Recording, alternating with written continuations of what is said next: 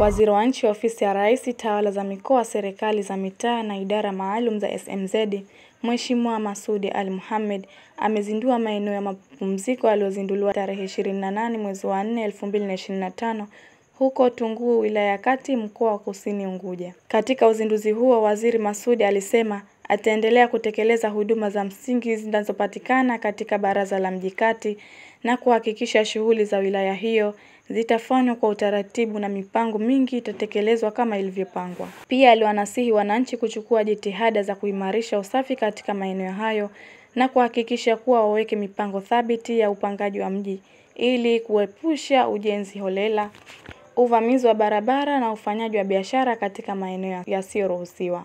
Niwe mkweli kabisa. Kama kuna baraza la mji ama local government authority inafanya vizuri ni Baraza la Mji Kati.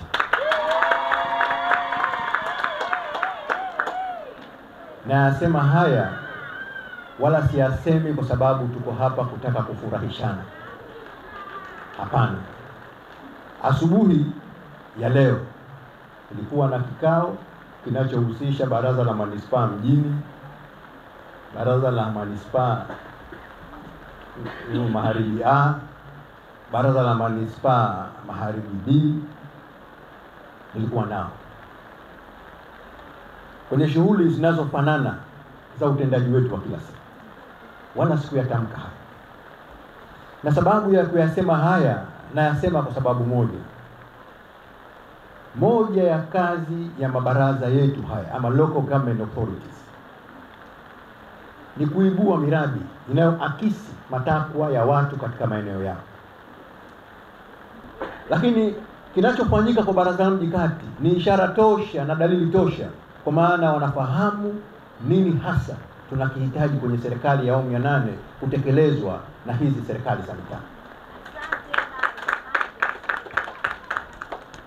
Nimesema nipotoe pongezi hizo zisiwalevi, ziwe ni chachu za kwenda kuchochea utekelezaji wa majukumu yetu ya kila siku, ambayo bado mengine hayajakaa sawa. Na moja ni suala la usafi.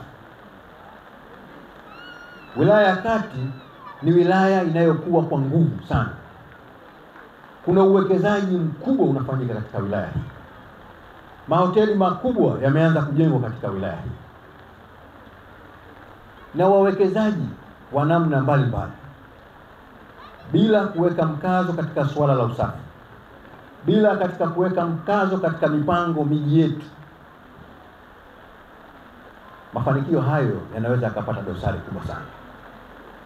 Kwa maana hiyo, endelezeni kuchukua jitihada za kuhakikisha mnaimarisha usafi katika maeneo ya wilaya hii ya Kati, lakini endeleeni kuchukua jitihada kuhakikisha kunakuwa na mipango thabiti ya upangaji wa mji huu wa wilaya ya Kati, kuepusha ujenzi holela, uvamizi wa barabara, ufanyaji biashara katika maeneo yasiyoruhusiwa na mengine ambayo yataleta dosari kwa ajili ya wilaya hii.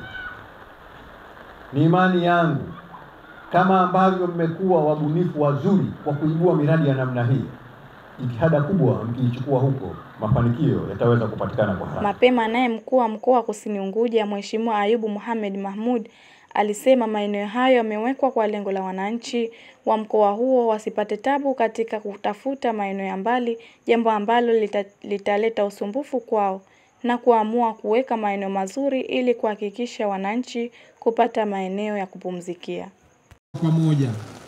Lakini wenzetu hawa Baraza la Mji Kati wamekuwa ni wepesi wa kutekeleza maono yale kwa wakati stahiki.